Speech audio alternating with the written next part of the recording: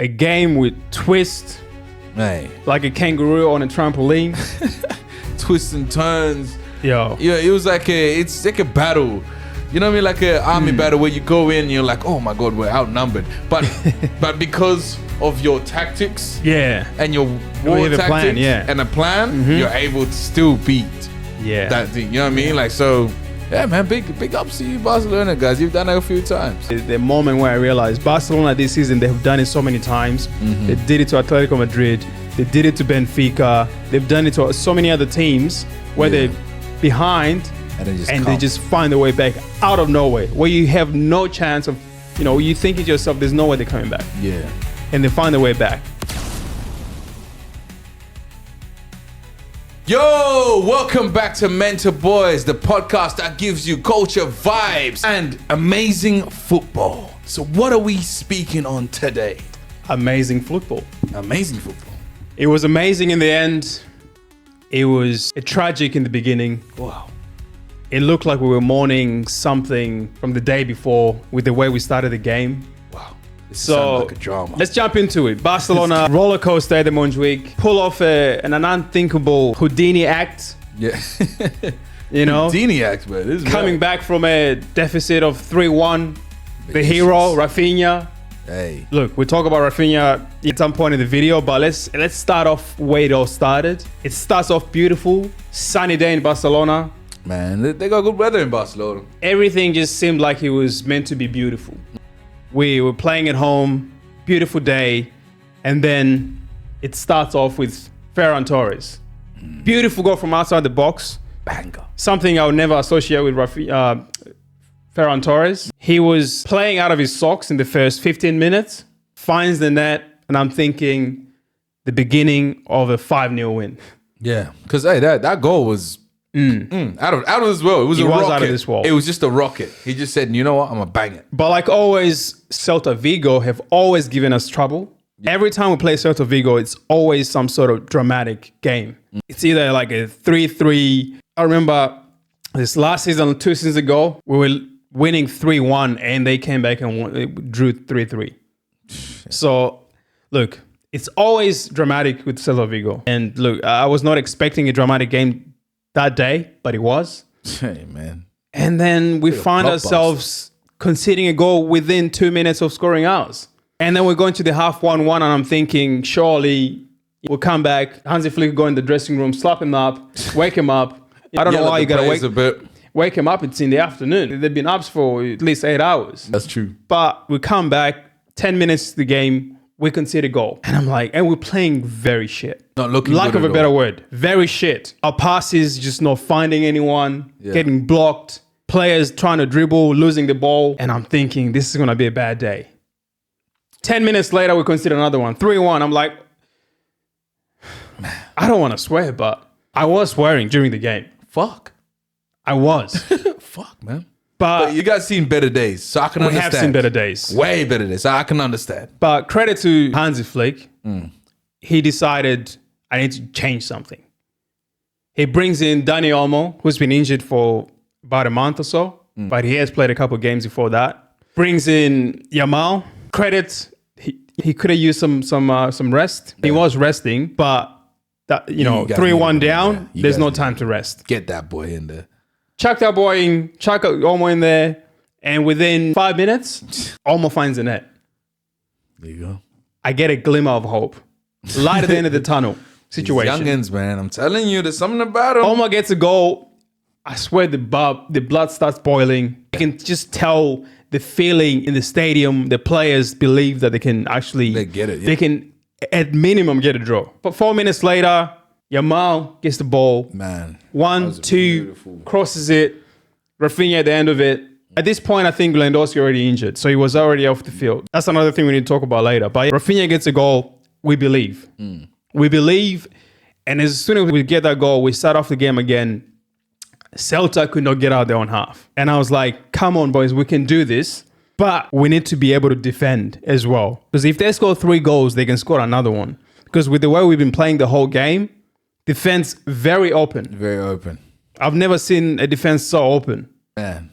But you know what? When you guys scored the 3rd goal, I saw Yamal was like just telling the team. Like, he's rallying up the crowd. Rallying up the team. Like, we can do it. And that's when I just saw your team just solidified. Their heads went up and they believed. They believed, man. And once they believed, Celta saw it as well, because Celta was shocked. Winning 3-1. Like, how what did we happened? lose this? Within 4 minutes, it's a draw now. We lost it. With another, 20 minutes to play. And that's too much time for Barcelona. Shook. We shooketh. Man, 20 minutes to play. 20 minutes is the long time to play when you were winning, and now you're drawing against Barcelona. Against Barcelona, man. And that was the moment where I realized Barcelona this season, they have done it so many times. They did it to Atletico Madrid. They did it to Benfica. They've done it to so many other teams where they're behind and they just find their way back out of nowhere, where you have no chance of, you thinking to yourself, there's no way they're coming back. And they find their way back. But the game goes on, a couple more substitutions. I think the goals and the substitutions and the Celta Vigo trying to waste time was the reason why 8 minutes was added on. Even for me, I'm a Barca fan. I was thinking 8 minutes. I don't see where all the 8 minutes came from. At maximum 6 minutes, but 8 minutes, look, I'll take it. That's too long. Especially you La Liga people need to stop with these 8, 10, 12, whatever minutes you guys put. It's ridiculous. And then Aspas comes on. He's trying to waste time as much as he can. There's a foul. Ref blows the whistle, and he's acting like he didn't hear the whistle. He starts running off with the ball. And Raphinha chases him, grabs him, slaps him up. He's on the ground. He's been just beat stabbed or something. And Raphinha literally goes down and starts yelling at him. I don't want to repeat what he said, but I can imagine what he said. Raphinha gets a yellow card. Could have been sent off, because if Aspas tried to milk that, he could have just stayed on the ground the whole time. And the ref would have been forced to check the video and see what happened. But look, credit to Barcelona, Raphinha, everyone who played. We were fighting until the end. And talking about the end, you had to fight. There was a chance where Olmo literally had a scoring chance. The ball in his feet, puts his foot in front of the ball. Defender takes him out. He's on the ground. Ref says nothing. Play goes on for another minute and a half. Barca players, hands are in the air. Going crazy. Hansi Flick on the touchline is screaming, running to the fourth official.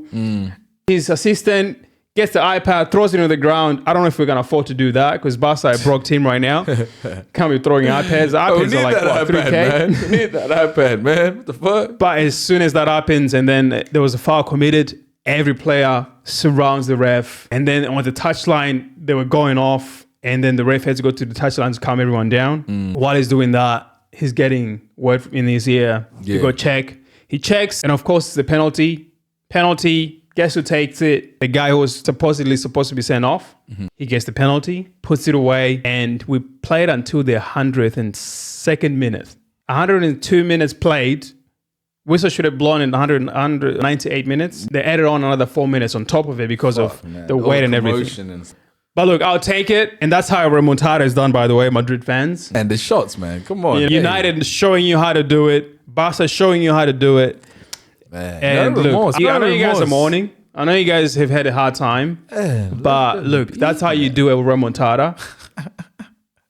Real Madrid, I know, I'm sorry that he's doing this. I understand you guys are mourning. It was sad. So I'm sorry. On behalf of Mentor Boys, we are sorry. But at the same time, that's how you do it. What a game with twists, like a kangaroo on a trampoline. Twists and turns. It's like a battle.